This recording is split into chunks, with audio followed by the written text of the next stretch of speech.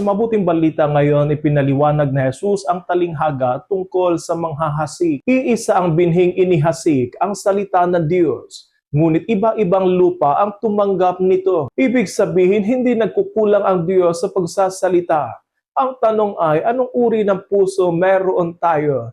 Kapag naririnig natin siya, may pusong parang daan, nakikinig ngunit hindi inuunawa. May pusong mabato, masiglang tumatanggap sa simula, ngunit agad sumusuko kapag mayroong mga problema. May pusong matinig, hinahayaan ng alalahanin, kayamanan at tukso ng mundo na lamunin ang pananampalataya. Ngunit ang mabuting lupa ay ang pusong nakikinig, umuunawa at nagsasabuhay. Hindi sapat na nalalaman natin ang mabuting balita.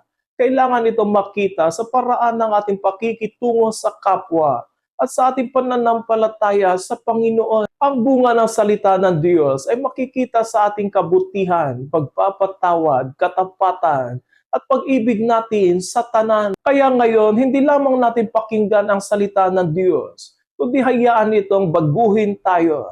At sa pagbabago, mamunga tayo ng lubusan. Tandaan natin, ang ating puso bilang mabuting lupa ay hindi perpektong puso, kundi pusong laging handang magbago dahil sa pakikinig sa salita ng Diyos at handang mamunga ng sagana mula sa pakikinig sa salita niya.